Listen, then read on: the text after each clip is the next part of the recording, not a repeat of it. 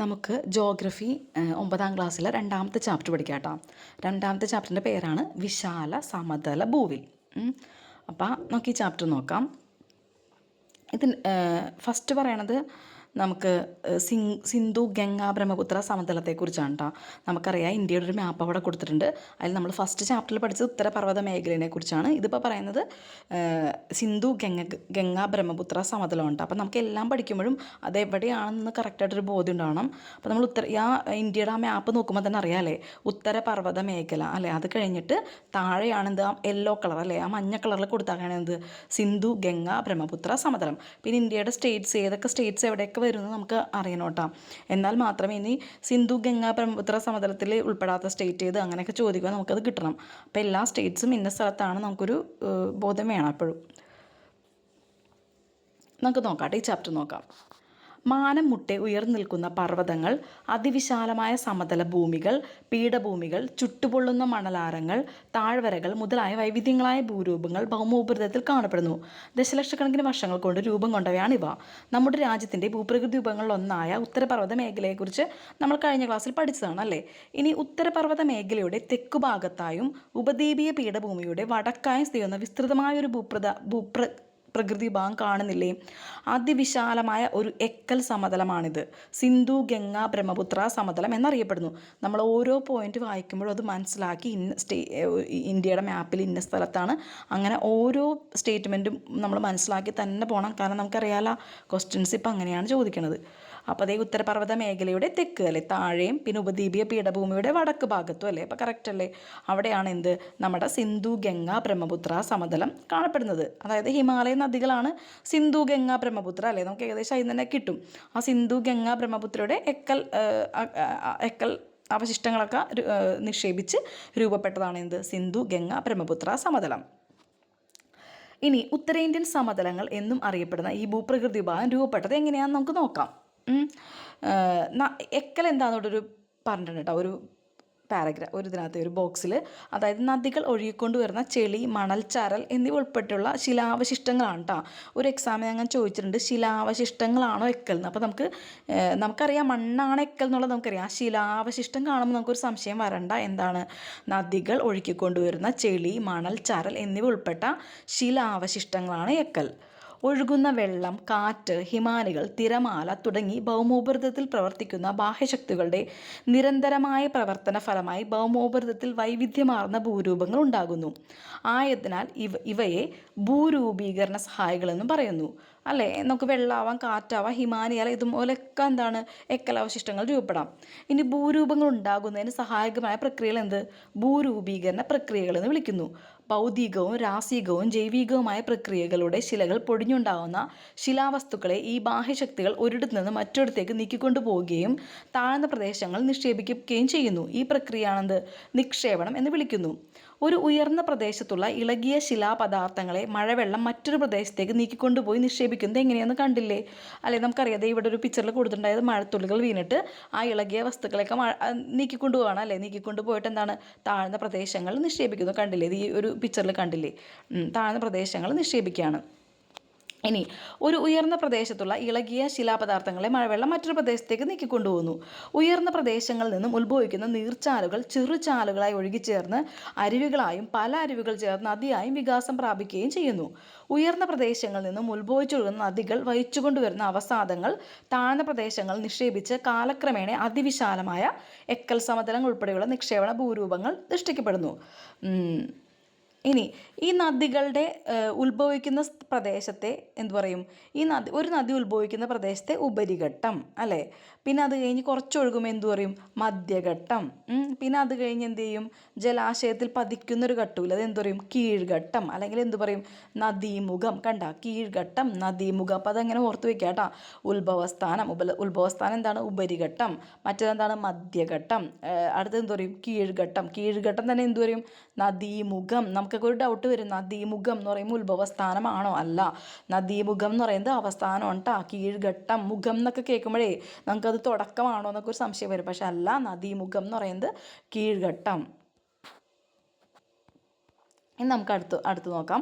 അടുത്ത് പറയുന്നത് ഹിമാലയ പർവ്വത രൂപീകരണം കേട്ടോ. നമ്മൾ നേരത്തെ കഴിഞ്ഞ ചാപ്റ്ററിൽ കറക്റ്റ് നമ്മൾ പറഞ്ഞതല്ലേ, യുറേഷ്യൻ ഫലകവും ഇന്ത്യ ഫലകവും കൂട്ടിമുട്ടും എന്താണ്, തെതീസ് സമുദ്രം അല്ലേ മുകളിലേക്ക് പൊന്തി ആണെന്ത് ഈ ഹിമാലയ പർവ്വതം രൂപീകരിച്ചപ്പെട്ടെന്നൊക്കെ നമ്മൾ പറഞ്ഞാണ്. ഇനി ഹിമാലയ രൂപീകരണത്തിൻ്റെ ഫലമായി ഹിമാലയത്തിൻ്റെ തെക്കായി രൂപപ്പെട്ട അതിവിശാലമായ തടം എന്ന് പറഞ്ഞിട്ടുണ്ട് കേട്ടോ. ഇനി ഇത്തരത്തിൽ അതായത് ഉത്തര മഹാസമുദ്രത്തെക്കുറിച്ചാണ് പറഞ്ഞേക്കുന്നത്, തെക്കായി രൂപപ്പെട്ട അതിവിശാലമായ തടം. ഇത്തരത്തിൽ ഹിമാലയത്തിൽ നിന്നും ഉപദ്വീപീയ ഇന്ത്യയിൽ നിന്നും ഉത്ഭവിച്ചൊഴുകുന്ന നദികൾ വഹിച്ചുകൊണ്ടുവന്ന അവസാദങ്ങൾ നിക്ഷേപിക്കപ്പെട്ടാണ് എന്ത് ഫലഭൂഷ്ടമായ സിന്ധു ഗംഗ ബ്രഹ്മപുത്ര സമതലം രൂപപ്പെട്ടത്. ഹിമാലയ രൂപീകരണത്തിൻ്റെ ഫലമായി ഹിമാലയത്തിൻ്റെ തെക്കായി രൂപപ്പെട്ട അതിവിശാലമായ തടത്തിലാണ് അവ നിക്ഷേപിക്കപ്പെട്ടത്. ദശലക്ഷക്കണക്കിന് വർഷങ്ങളോളം നടന്ന നിക്ഷേപണ പ്രവർത്തനങ്ങളുടെ ഫലമായാണ് ഈ സമതലം രൂപം കൊണ്ടത്. ഇവിടുത്തെ എക്കൽ നിക്ഷേപണത്തിൻ്റെ കനം ഏകദേശം 1000 മീറ്റർ മുതൽ 2000 മീറ്റർ വരെയാണ്. സിന്ധു ഗംഗ ബ്രഹ്മപുത്ര സമതലത്തിൻ്റെ രൂപീകരണത്തെ സൂചിപ്പിക്കുന്ന രേഖാചിത്രം നിരീക്ഷിക്കൂ. ഇതാണ് രേഖാചിത്രം കൊടുത്താണ്. നിങ്ങൾ നോക്കി ആ രേഖാചിത്രം ഒന്ന് നോക്കി. ഇവിടെ ഒരു ടിബറ്റൻ പീഠഭൂമി കൊടുത്തിട്ടുണ്ട്, പിന്നെ ഹിമാദ്രി, അതിന് തൊട്ട് താഴെ ഹിമാചൽ, പിന്നെ സിവാലിക്, അത് കഴിഞ്ഞിട്ട് അതിന് താഴെയാണ് കണ്ട സിന്ധു ഗംഗ ബ്രഹ്മപുത്ര സമതലം. അതിനുശേഷം ഉപദ്വീപീയ പീഠഭൂമി കണ്ട കുറച്ച് പൊങ്ങിയൊരു ഭാഗമാണ് ഉപദ്വീപീയ പീഠഭൂമി. ആ പിക്ചർ നോക്കിയാൽ തന്നെ നമുക്ക് ഏകദേശം കറക്റ്റായിട്ട് മനസ്സിലാവും.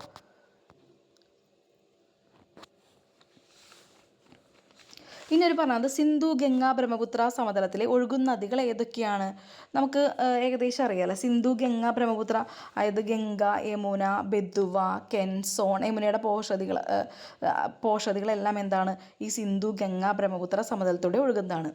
പിന്നെ ഹിമാലയ നദികൾ ഏതൊക്കെയാണ്, ബ്രഹ്മപുത്ര അല്ലേ, ബ്രഹ്മപുത്ര, സിന്ധു, ബിഗ് എന്ന് പറഞ്ഞ് നമ്മൾ പഠിച്ചാണ്. ഗംഗ, ബ്രഹ്മപുത്ര, സിന്ധു അല്ലേ, ഇതാണ് എന്ത് ഹിമാലയ നദികൾ. ബിഗ് എന്ന് ഓർത്തിരുന്നാൽ മതി. ബ്രഹ്മപുത്ര, ഇൻദസ്, ഗംഗ, ആ ബിഗ് എന്നുള്ള കോഡ് ഓർത്തിരുന്നാൽ മതി കേട്ടോ. ഹിമാലയ നദികൾ. ഉപദ്വീപീയ നദികൾ ഏതൊക്കെയാണ്, നർമ്മദ, താപ്തി, മഹാനദി, കൃഷ്ണ, ഗോദാവരി, കാവേരി അല്ലേ, ഇതൊക്കെയാണ് എന്ത് ഉപദ്വീപീയ നദികൾ.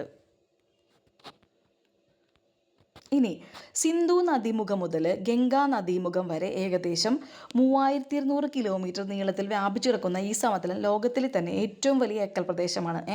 അപ്പോൾ ഇതെന്താണ്, ഇത് ഓപ്ഷനിൽ ചോദിക്കോട്ടെ. 3200 കിലോമീറ്റർ ആണ് വ്യാപിച്ച് കിടക്കുന്നത്. ഒന്ന് ഓർത്ത് വയ്ക്കണം, 3200 കിലോമീറ്റർ. ഇതിൽ ഏകദേശം ഇന്ത്യയിൽ എത്രയാണ്, 2400 കിലോമീറ്റർ ഏകദേശം ഇന്ത്യയിലുണ്ട്. ഇത് കിഴക്കു നിന്നും പടിഞ്ഞാറോട്ട് വിശാലമാകുന്ന ഈ സമതലത്തിൻ്റെ ശരാശരി വീതി 150 മുതൽ 300 കിലോമീറ്റർ വരെയാണ് വീതി കേട്ടോ. ഈ സമതലത്തിൻ്റെ അതിരുകൾ നമ്മൾക്ക് ഈ ചാപ്റ്ററിൽ കണ്ടപ്പോൾ നമ്മൾ പറഞ്ഞു അല്ലേ, അതിരുകൾ എവിടെയാണ്, സിവാലിക് ഉണ്ട് അല്ലേ, സിവാലിക്കുണ്ട്. തെക്കെന്താണ് ഉപദ്വീപീയ പീഠഭൂമി അല്ലേ, ഈ പിക്ചർ തന്നെ ഓർത്താൽ മതി, അപ്പോൾ നമുക്ക് കിട്ടും അല്ലേ. തെക്ക് ഉപദ്വീപീയ പീഠഭൂമി, പിന്നെ സിവാലിക്, ഇത് രണ്ടുമാണ് ഇതിൻ്റെ അതിർത്തി അല്ലേ, സിന്ധു ഗംഗ ബ്രഹ്മപുത്ര സമതലത്തിൻ്റെ അതിർത്തി. ഇനി തെക്ക് ഉപദ്വീപീയ പീഠഭൂമിയുടെ ക്രമരഹിതമായ അരികളാണെന്ന് പറഞ്ഞിട്ടുണ്ടാവും. ഉപദ്വീപീയ പീഠഭൂമി കണ്ട ക്രമരഹിതമായ വടക്കനതിരുകളാണുള്ളത്. ഇനി ഈ സമതലത്തിൻ്റെ വിസ്തീർണം ഏകദേശം 7 ലക്ഷം ചതുരശ്ര കിലോമീറ്ററാണ്. വളക്കൂറുള്ള മണ്ണ്, മതിയായ ജലലഭ്യത, അനുകൂല കാലാവസ്ഥ, പരന്ന ഭൂപ്രകൃതി അല്ലെ, പരന്ന ഭൂപ്രകൃതിയാണ് എന്നിവ ഈ മേഖലയുടെ സവിശേഷതയാണ്. ഈ സവിശേഷതകളാണ് എന്ത് ഈ മേഖലയിൽ കൃഷിക്ക് ഏറെ അനുയോജ്യമാക്കിയേക്കുന്നത്. ഇനി ഭൗമശാസ്ത്രപരമായി ഒരൊറ്റ ഭൂപ്രകൃതിയുമായും ഇതിനെ പരിഗണിക്കാമെങ്കിലും നദീവ്യവസ്ഥ, നദികളുടെ ഒഴുക്കിൻ്റെ ദിശ, ഭൂപ്രകൃതിയുടെ സവിശേഷത, ഇതിനെ 4 പ്രാദേശിക വിഭാഗങ്ങളായിട്ട് തിരിച്ചിട്ടുണ്ട് കേട്ടോ. ആ 4 പ്രാദേശിക വിഭാഗങ്ങൾ ഏതൊക്കെയാണെന്ന് നമുക്ക് നോക്കാം. ഫസ്റ്റ് പറയണത് രാജസ്ഥാൻ സമതലം. കണ്ടോ ഇവിടെ രാജസ്ഥാൻ ഭാഗത്ത് കണ്ട, അപ്പോൾ രാജസ്ഥാൻ സമതലം എന്നാണ് ആദ്യം പറയുന്നത് കേട്ടോ. നമുക്ക് നോക്കാം രാജസ്ഥാൻ സമതലം. അതിനകത്ത് എന്തൊക്കെ സവിശേഷതകളാണ് നമുക്ക് നോക്കാം. ഈ രാജസ്ഥാൻ സമതലം കണ്ടോ, ഇവിടെ ഒരു ഓറഞ്ച് കളറിൽ കാണിച്ചേക്കണേ, അതാണ് രാജസ്ഥാൻ സമതലം കേട്ടോ. രാജസ്ഥാനിൽ പ്രധാനമായിട്ട് ഒഴുകുന്ന നദി ഏതാ, താറാണ് അല്ലേ, നമുക്കറിയാം. ഒഴുകുന്ന നദിയല്ല, മരുഭൂമി ഏതാണ്, താർ മരുഭൂമിയാണ് അല്ലേ. ഈ താർ മരുഭൂമി ഉൾപ്പെടുന്ന രാജസ്ഥാൻ സമതലം ഉത്തരേന്ത്യൻ സമതലത്തിൻ്റെ പടിഞ്ഞാറേ അറ്റമാണ് അല്ലേ. ഉത്തരേന്ത്യൻ സമതലത്തിൻ്റെ പടിഞ്ഞാറേ അറ്റം ഏതാണ്, രാജസ്ഥാനാണ് അല്ലേ. അപ്പോൾ ഈ രാജസ്ഥാൻ സമതലമാണ് ഇതിൻ്റെ പടിഞ്ഞാറേ അറ്റം. താർ മരുഭൂമിയുടെ 2/3 ഭാഗവും എവിടെയാണ്, രാജസ്ഥാനിലാണ് അല്ലേ. താർ മരുഭൂമിയുടെ 2/3 ഭാഗവും രാജസ്ഥാനിലെ, ബാക്കി ഭാഗമാണ് കുറച്ച് അങ്ങോട്ട് പാകിസ്ഥാൻ ആ ഒരു സ്ഥലത്തേക്ക് പോവുള്ളൂ. പാകിസ്ഥാനല്ല, പാകിസ്ഥാനിൽ ചെറിയൊരു ഭാഗമുള്ളൂ. പിന്നെ ബാക്കി ഭാഗം ഹരിയാന, പഞ്ചാബ്, ഗുജറാത്ത് എന്നീ അയൽ സംസ്ഥാനങ്ങളായിട്ടാണ് വ്യാപിച്ചിരിക്കുന്നത് കേട്ടോ. ബാക്കി സ്റ്റേറ്റ്സ് പറയുമ്പോൾ ഏതാണ്? ഹരിയാന, പഞ്ചാബ്, ഗുജറാത്ത് എന്നീ അയൽ സംസ്ഥാനങ്ങളായി വ്യാപിച്ചു കിടക്കുന്നു. യഥാർത്ഥ മരുഭൂമി മേഖല അഥവാ മരുസ്ഥലി എന്നും അർദ്ധ മരുഭൂമി മേഖല അഥവാ രാജസ്ഥാൻ ബാഗർ എന്നും താർ മരുഭൂമിയെ 2 പ്രധാന മേഖലകളായി തരംതിരിക്കുക കേട്ടോ. അപ്പോൾ ഈ താർ മരുഭൂമിയെ തന്നെ എന്താണ് 2ആയിട്ട് തരംതിരിക്കുകയാണ്. ഒന്ന് അർദ്ധ മരുഭൂമി മേഖല എന്നും അഥവാ രാജസ്ഥാൻ ബാഗർ എന്നും തരംതിരിച്ചിട്ടുണ്ട് കേട്ടോ. ഒന്ന് എന്താണ് യഥാർത്ഥ മരുഭൂമി മേഖല എന്നും രണ്ടാമതാണ് എന്ത് അർദ്ധ മരുഭൂമി മേഖല എന്ന്, അങ്ങനെ 2ആയിട്ട് തരംതിരിച്ചിട്ടുണ്ട്. അതിൽ യഥാർത്ഥ മരുഭൂമി മേഖല എന്തോരും മരുസ്ഥലി, അർദ്ധ മരുഭൂമി മേഖല എന്തോരും അതായത് അർദ്ധ വരേണ്ട സ്ഥലം, അപ്പോൾ അവിടെ കുറച്ചൊക്കെ ജലമൊക്കെ ഉണ്ട്, അതാണ് അർദ്ധ വരേണ്ട സമതലം. അതെന്താണ് രാജസ്ഥാൻ ബാഗർ കേട്ടോ, രാജസ്ഥാൻ ബാഗർ എന്ന് തരംതിരിക്കും. ഇനി ആരവല്ലി പർവ്വതനിരയുടെ പടിഞ്ഞാറ് ഭാഗത്താണ് എന്ത് രാജസ്ഥാൻ സമതലം സ്ഥിതി ചെയ്യുന്നത്. രാജസ്ഥാൻ സമതലം എവിടെയാണ് സ്ഥിതി ചെയ്യുന്നത്? ആരവല്ലിയുടെ പടിഞ്ഞാറ് ഭാഗത്ത്. ആരവല്ലിയുടെ പടിഞ്ഞാറ് ഭാഗത്താണ് എന്ത് രാജസ്ഥാൻ സമതലം സ്ഥിതി ചെയ്യുന്നത്. ആരവല്ലി പർവ്വതത്തിൻ്റെ സ്ഥാനം എവിടെയായിട്ട് വരും? നമുക്ക് ഇനി അടുത്ത ചാപ്റ്ററിൽ കറക്റ്റായിട്ട് പഠിക്കാം കേട്ടോ. ഇവിടെ ഈ രാജസ്ഥാൻ്റെ ഒരു അതിരായിട്ട് വരും ഈ ആരവല്ലി. അത് ഇനി അടുത്ത ചാപ്റ്ററിൽ വരുമ്പോൾ ജസ്റ്റ് കറക്റ്റായിട്ട് ആ മാപ്പിൽ ഇങ്ങനെ കാണിച്ചു തരാം ഒന്നുകൂടി. ഇവിടെ ആ മാപ്പ് ഇപ്പോൾ കാണിക്കാൻ എനിക്ക് പറ്റണില്ല. ഇനി ഇവിടുത്തെ പ്രധാന നദിയാണിത് ലൂണി അല്ലേ.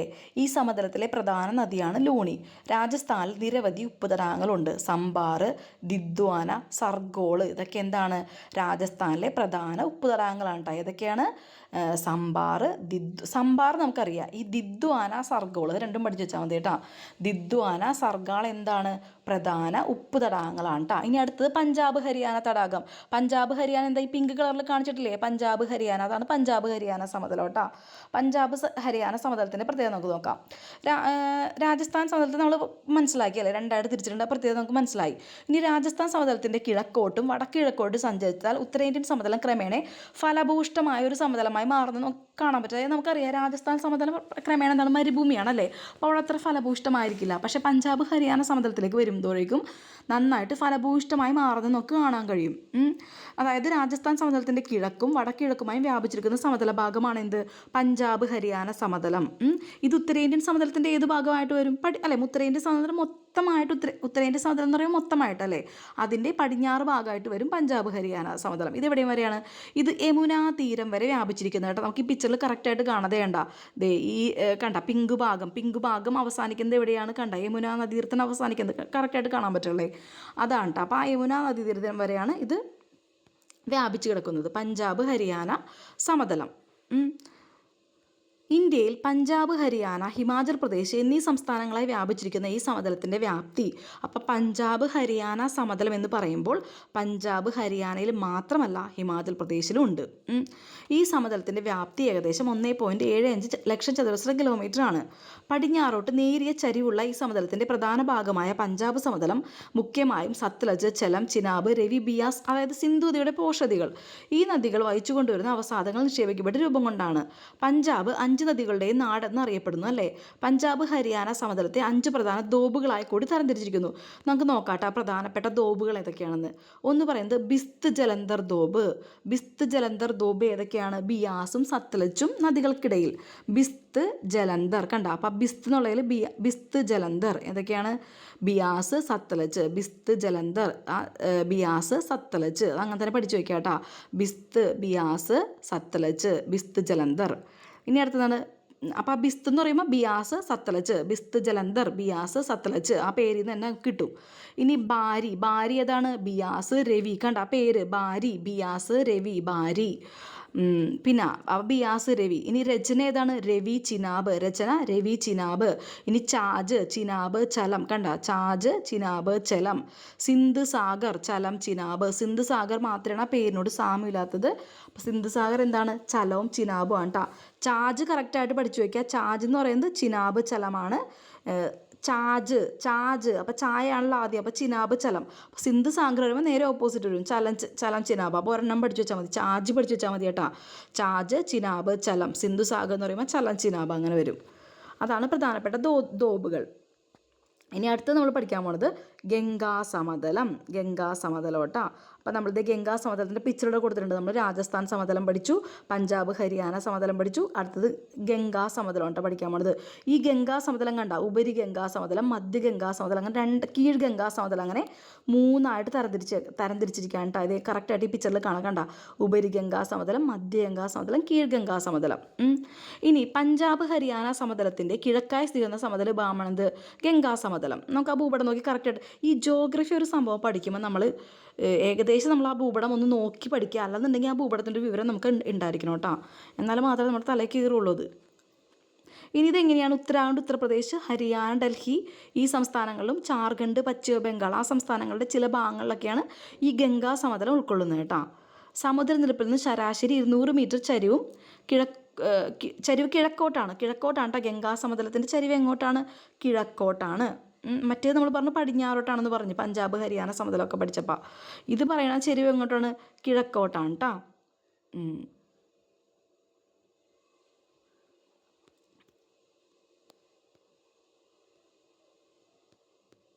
ഇനി അടുത്തത് ബ്രഹ്മപുത്ര സമതലം. ബ്രഹ്മപുത്ര സമതലം നമുക്കറിയാമല്ലേ, ഈ ഒരു ഭാഗമാണ് ബ്രഹ്മപുത്ര സമതലം. ബ്രഹ്മപുത്ര സമതലം പറയുകയാണെങ്കിൽ ഉത്തരേന്ത്യൻ സമതലത്തിൻ്റെ ഏറ്റവും കിഴക്ക് ഭാഗമായ ബ്രഹ്മപുത്ര സമതലം, ബ്രഹ്മപുത്ര താഴ്വര, അസാം താഴ്വര, അസാം സമതലം എന്നിങ്ങനെ വ്യത്യസ്ത പേരിൽ അറിയപ്പെടുന്നു. അസമിൻ്റെ കിഴക്കേറ്റം മുതൽ ബംഗ്ലാദേശ് അതിർത്തിക്കടുത്തുള്ള ദുബ്രിയുടെ പടിഞ്ഞാറ് വരെ വ്യാപിച്ചെടുക്കുന്ന ഈ സമതലത്തിന് ഏകദേശം 720 കിലോമീറ്റർ നീളവും ശരാശരി 60 മുതൽ 70 കിലോമീറ്റർ വരെ വീതിയുമുണ്ട്. ബ്രഹ്മപുത്ര സമതലത്തിൻ്റെ ഭൂരിഭാഗ പ്രദേശങ്ങളും സ്ഥിതി അസമിലാണ്. പൊതുവെ ഉത്തരേന്ത്യൻ സമതലത്തിന്റെ കിഴക്കോട്ടുള്ള തുടർച്ചയായാണ് ബ്രഹ്മപുത്ര സമതലത്തിലെ കണക്കാക്കുന്നുവെങ്കിലും, അതായത് നമുക്കറിയാലോ ഉത്തരേന്ത്യൻ സമതലത്തിന് തുടർച്ചയായാണ് കണക്കാക്കുന്നുവെങ്കിലും ഭൂമിശാസ്ത്രപരമായി ബ്രഹ്മപുത്ര സമതലം വേറിട്ടാണ് നിൽക്കുന്നത് അല്ലേ. കണ്ടോ, ഈ സമതലം കുറച്ച് വേറിട്ടല്ലേ നിൽക്കുന്നത്, അതാണ് പറയുന്നത്.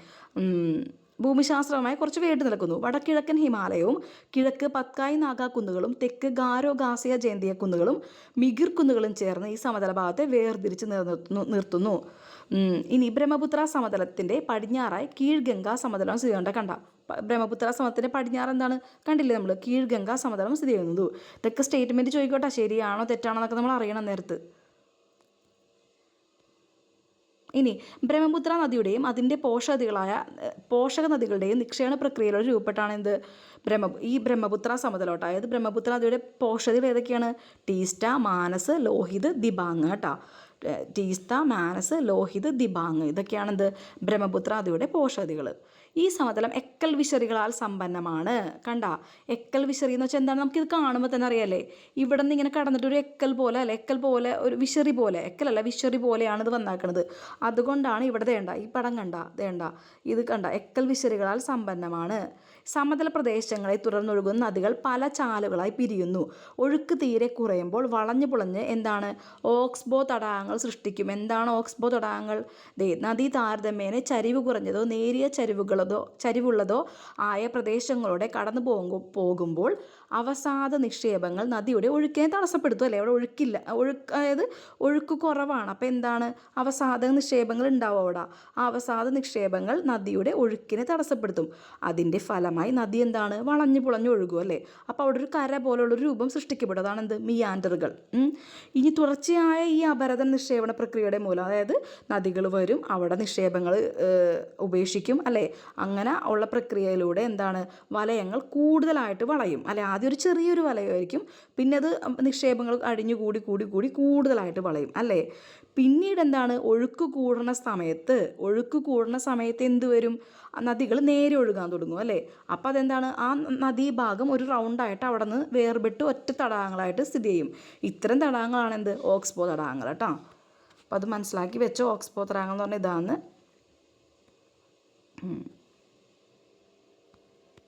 ഈ പാർട്ട് 1 നമുക്ക് ഇവിടെ വെച്ച് സ്റ്റോപ്പ് ചെയ്യാം. ഇനി അടുത്ത് നമുക്ക് പാർട്ട് 2 ആയിട്ട് പഠിക്കാം കേട്ടോ.